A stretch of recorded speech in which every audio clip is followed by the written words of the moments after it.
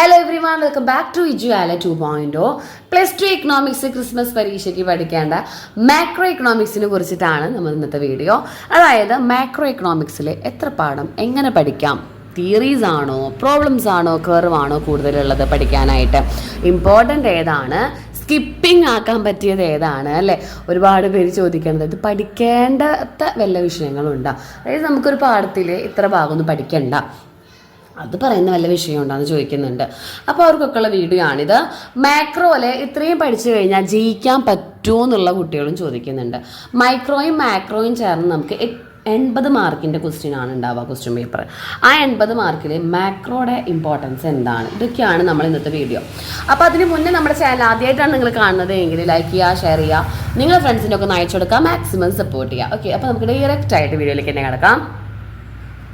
Macro എക്കണോമിക്സിൽ നമുക്ക് 4 പാഠങ്ങളെ പഠിക്കാനുള്ളത്. ആദ്യമായിട്ട് പറയാം, മാക്രോയിലെ 4 പാഠങ്ങൾ എന്ന് പറയുമ്പോൾ നമുക്കുള്ളത് ഏതൊക്കെയാണെന്ന് വെച്ചാൽ ഇൻട്രൊഡക്ഷൻ ടു മാക്രോ എക്കണോമിക്സ്, അതേപോലെ നാഷണൽ ഇൻകം അക്കൗണ്ടിങ്, നമ്മുടെ GDPയുടെ ക്വസ്റ്റൻസ് ഒക്കെ ആയിട്ടുള്ള പാഠം.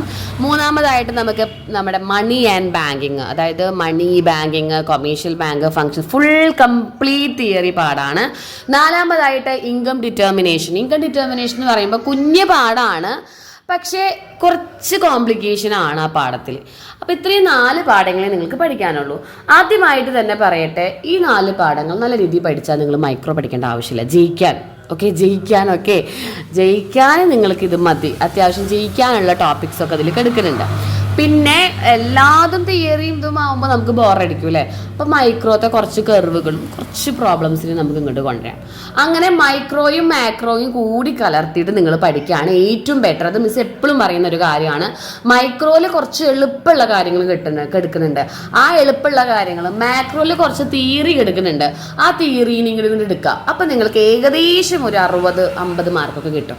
ഇനി അതൊന്നും അല്ല എങ്കിൽ എനിക്ക് ഫുൾ മാർക്ക് അല്ലെങ്കിൽ A+ വേണമെന്നുണ്ടെങ്കിൽ മൈക്രോ സെക്ഷനിലുള്ള കുറച്ച് തിയറി ഉണ്ട്, ഒരു കർവ് ഉണ്ട്, കുറച്ച് പ്രോബ്ലം, അതിനുണ്ട് പഠിക്കുക. മൈക്രോയിലെ പ്രോബ്ലം, കർവ്, അത് മാത്രം പഠിക്കാം. അപ്പം നിങ്ങൾക്ക് എന്തായി, മാർക്ക് കിട്ടി. അതിലെല്ലാം അരിച്ച് പെറുക്കി പഠിക്കണമെന്നൊന്നുമില്ല, ഇമ്പോർട്ടൻ്റ് ആയിട്ടുള്ള കുറച്ച് ടോപ്പിക്സ്. അപ്പോൾ ഈ 4 പാഠങ്ങളിൽ നിന്ന് നിങ്ങൾ പഠിക്കേണ്ട പ്രോബ്ലംസ് ഏതൊക്കെയാണെന്ന് അറിയാം.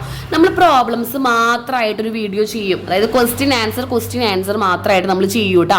അതായത് എല്ലാവരും ചോദിക്കുന്നുണ്ട് മിസ് പ്രോബ്ലം വീഡിയോ ഇടുക.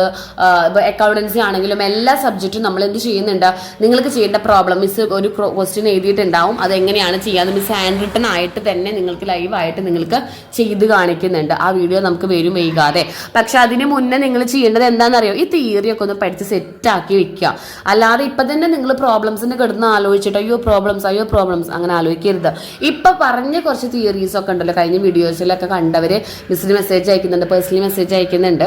അപ്പൊ അവര് അയക്കുന്നത് എന്താണെന്ന് വെച്ചാൽ മിസ് തിയറി മാത്രമല്ല ഞങ്ങൾക്ക് ഇതിന്റെ വീഡിയോ കൂടി വേണമെന്ന് പറയുന്നുണ്ട്. അപ്പൊ നിങ്ങൾ ടെൻഷൻ ആവേണ്ട, വീഡിയോ ചെയ്യുന്നുണ്ട്. പ്രോബ്ലത്തിന്റെയും അതുപോലെ തന്നെ കർവിൻ്റെ ഒക്കെ പ്രോബ്ലം നിങ്ങൾക്ക് സെറ്റായിട്ട് ഇരിക്കുന്നുണ്ട്. അത് നമുക്ക് അപ്പം പഠിക്കാം. ഇപ്പം നിങ്ങൾ ആദ്യം കുറച്ച് തിയറി പഠിച്ചേ പറ്റൂ. ഈ തിയറി നിങ്ങൾ എന്തായാലും നോക്കിയേ പറ്റൂ. അപ്പോൾ നിങ്ങൾ പഠിക്കേണ്ട പ്രോബ്ലംസ് ഏതൊക്കെയാണെന്ന് വെച്ചിട്ടുണ്ടെങ്കിൽ അഗ്രിഗേറ്റഡ് ഡിമാൻഡ്, ഇക്വിലിബ്രിയം, ഇൻകം, ഇതൊക്കെ 4ാം പാഠമാണ് കേട്ടോ. 4th ചാപ്റ്ററാണ് മാക്രോയിലെ 4th ചാപ്റ്റർ.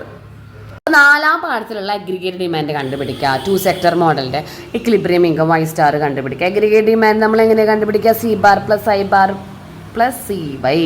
അതേപോലെ ഇക്വിലിബ്രിയം ഇൻകം C* + I* / 1 - ഇതൊക്കെ ആദ്യമായിട്ട് കേൾക്കുന്ന ഒരു ടെൻഷൻ ആവാണ്ട് നമ്മൾ പ്രോബ്ലം ചെയ്യുമ്പോൾ നിങ്ങളത് കാണാപ്പാടം പഠിച്ചാൽ മതി.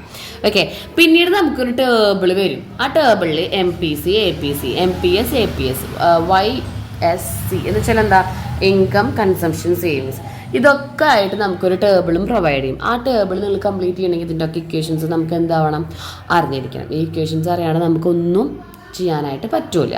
പിന്നെ ഡിമാൻഡ് കർവ് എന്ന് വെച്ചാൽ ഈ പാഠത്തിൽ തന്നെ നമുക്കൊരു ഡിമാൻഡ് കർവ് ഇങ്ങനെ ഒരു ഡിമാൻഡ് കർവ് വരച്ചിട്ട് ഇക്വിലിബ്രിയം ഇൻകം കാണിക്കണമെന്നുണ്ട്. ഇത് അഗ്രിഗേറ്റ് ഡിമാൻഡ്, ഇത് അഗ്രിഗേറ്റ് സപ്ലൈ. ഓക്കെ, ഇതാണ് മെയിനായിട്ട് ഈ 3 പാഠത്തിൽ നിങ്ങൾ പഠിക്കേണ്ട ഫസ്റ്റത്തെ 4ാം പാഠത്തിലെ പ്രോബ്ലം. അതായത് ബാക്കിൽ നിന്നിട്ടാണ് പറയുന്നത് ഫസ്റ്റത്തെ എന്ന് പറയുമ്പോൾ 4ാമത്തെ പാഠത്തിലെ പ്രോബ്ലംസ്. ഇനി ഇത് നമ്മൾ 3ാം പാഠത്തേക്ക് വരികയാണെങ്കിൽ ഒരു GDP ഡിഫ്ലേറ്ററിൻ്റെ 2 മാർക്കിൻ്റെ ഒരു ചോദ്യം പ്രോബ്ലം നമുക്ക് ചെയ്യാം.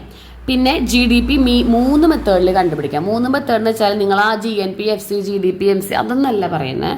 അതായത് നമുക്ക് വേജസ് തന്നു കഴിഞ്ഞാൽ ഇൻകം മെത്തേഡ് ആണെങ്കിൽ W+I+P+R, പ്രോഫിറ്റ് പ്ലസ് റെൻറ്റ്. മറ്റേതാണെങ്കിൽ consumption plus investment plus government expenditure plus X-M. അങ്ങനെ ഒരു ഇക്വേഷൻ വെച്ചിട്ടുള്ള 3 GDP കണ്ടുപിടിക്കാനുള്ളൊരു ഇക്വേഷൻ. അങ്ങനെയുള്ള ആ പ്രോബ്ലം. അപ്പോൾ 4 പ്രോബ്ലം ആയിട്ടുള്ളൂ കേട്ടോ. കർവ് എന്ന് വെച്ചാൽ ഒരേ ഒരു പ്രോബ്ലം, ഒരു കർവ് നിങ്ങൾ പഠിച്ചാൽ മതി. ദാറ്റ് ഈസ് ലിക്വിഡിറ്റി ട്രാപ്പ് എന്താണ്. അതായത് സ്പെക്കുലേറ്റീവ് ഡിമാൻഡ് കർവിലെ 6 മിനിമത്തിലെത്തുമ്പോൾ സ്പെക്കുലേറ്റീവ് ഡിമാൻഡ് ഫോർ മണി എന്ന് പറഞ്ഞ സംഭവം ഇൻഫിനിറ്റ് ആണ്. ഈ ഒരു സിറ്റുവേഷനെയാണ് നമ്മൾ, ഇത് R-max ആണ് കേട്ടോ, മാക്സിമത്തിലുള്ള ഇൻട്രസ്റ്റ് റേറ്റ് മിനിമത്തിലുള്ളത്. അപ്പോൾ മിനിമത്തിലെത്തുമ്പോൾ നമ്മൾ speculative demand for money infinite ആണ്. പാരലൽ ടു എക്സ് ആക്സിസ് ആണ്. Okay, parallel to X axis ആണ്.